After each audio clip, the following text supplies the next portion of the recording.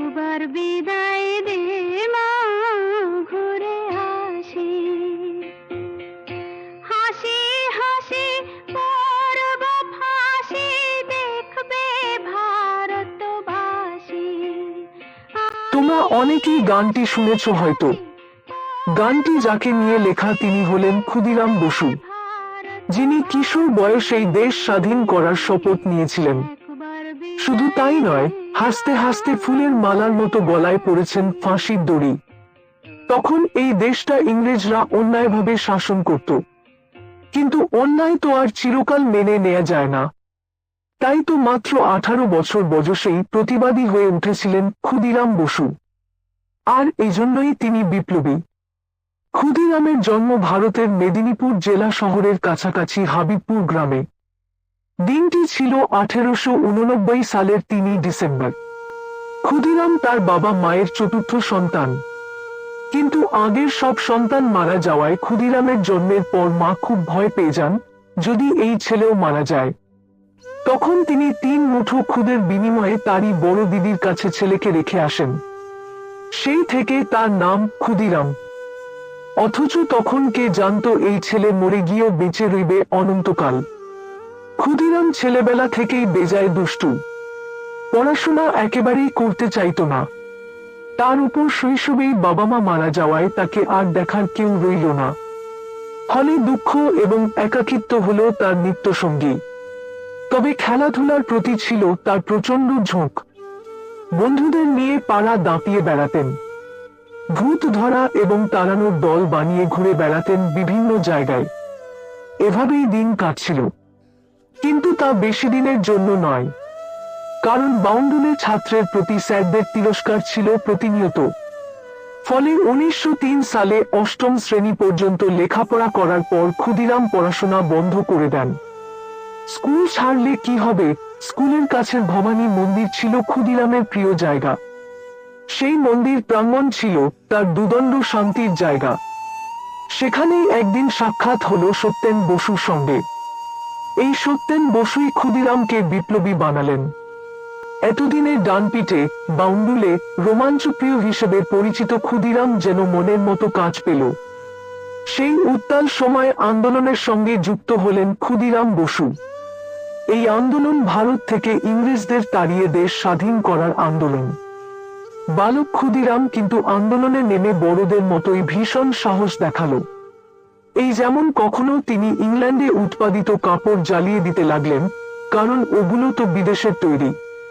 তখন সবাই চাইছিল দেশের তৈরি পণ্য ব্যবহার করতে। আবার কখনো ইংল্যান্ড থেকে আমদানিকৃত লবণ বোঝাই নৌকা ডুবিয়ে দিতে লাগলেন। এমনই সব কাজ। এসব কর্মকাণ্ডে সন্ন্যাসীদের মধ্যে তিনিই ছিলেন সবচেয়ে বেপরোয়া। 1906 সালের ঘটনা। মেদিনীপুর মারাঠা কেল্লার প্রবেশদ্বারে দাঁড়িয়ে ক্ষুদিরাম বিপ্লবীদের প্রকাশিত পুস্তিকা বিতরণ করছিলেন, কিন্তু ওগুলো ছিল নিষিদ্ধ। ফলে একজন হাবিলদার এসে ক্ষুদিরামকে ধরে ফেলেন। চতুর চটপে ক্ষুদিরাম বুঝলেন এ তো মহাবিপদ। তিনি হাবিলদারের মুখে ঘুষি মেরে পালিয়ে গেলেন। কিন্তু পালিয়ে থাকার ছেলে তো তিনি নন। দেশের জন্য কত কাজ করা বাকি। তাই তিনি পুলিশের হাতে ধরা দিলেন। এই প্রথম কিশোর ক্ষুদিরামের কথা ভারতবাসীর মুখে মুখে ছড়িয়ে পড়ল। যদিও বয়স কম হওয়ায় সেবার তার শাস্তি কম হয়েছিল। এই ঘটনাই যেন ক্ষুদিরামকে আরো বেপরোয়া করে তুলল। 1907 সাল। দেশ জুড়ে ব্রিটিশ বিরোধী আন্দোলন তখন তুঙ্গে। একদিন 13 বছরের এক কিশোর বিপ্লবী সুশীল সেন পুলিশ সার্জনকে ঘুষি মেরে নাক ফাটিয়ে দেয়। সুশীলের বিরুদ্ধে মামলা হয়। এই মামলার বিচারক ছিলেন কিংসফোর্ড। বিচারে 15টা বেত্রাঘাতের হুকুম দেন তিনি। খবরটি দাবানলের মতো ছড়িয়ে পড়ে। তাছাড়া আগে থেকেই কিংসফোর্ডের বিরুদ্ধে বিপ্লবীদের ক্ষোভ ছিল, কারণ তিনি ছিলেন অত্যাচারী। সুতরাং বিপ্লবীরা এর প্রতিশোধ নিতে চাইলেন।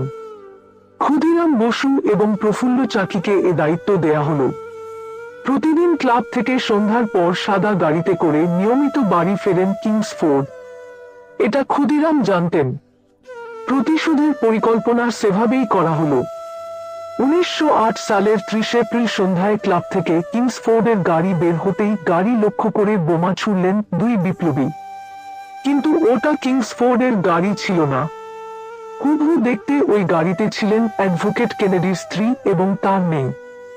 দুজনেই নিহত হলেন। মুহূর্তেই চারদিকে শোরগোল পড়ে গেল। যাই হোক, ক্ষুদিরাম পুলিশের হাতে ধরা পড়লেন।